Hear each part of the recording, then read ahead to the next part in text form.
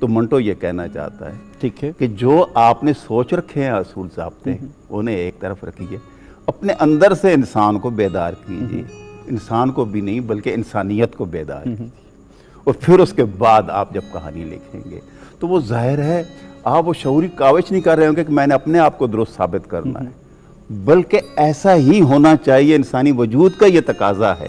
کہ یہ صورتحال سامنے آئے۔ تو لہٰذا وہ لاشعوری طور پہ جو چیزیں آتی ہیں کریٹو پروسیس کے اندر، تخلیقی عمل کے اندر،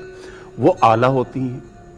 وہ ہر سوسائٹی کے اندر قابل قبول ہوتی ہیں۔ آپ یہاں لکھ رہے ہیں تو وہاں والے اسے قبول کر رہے ہوں گے، جو وہاں لکھنے والے ہیں انہیں یہاں بھی قبول کیا جا رہا ہوگا، اس لیے کہ ان کے سامنے وہ نظریاتی دائرے یا وہ کھانچے نہیں ہوتے، وہ حدود ضربے نہیں ہوتے جو آپ نے بنائے ہوتے ہیں، جو ہم نے شعوری طور پر بنائے ہوتے ہیں۔ وہ انسانی سائیکی کے قریب ہوتے ہیں، انسانی وجود کے قریب ہوتے ہیں، انسانی تقاضے جو اس کے اندر جو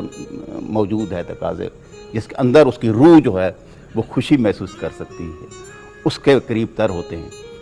تو یہ وجہ ہے کہ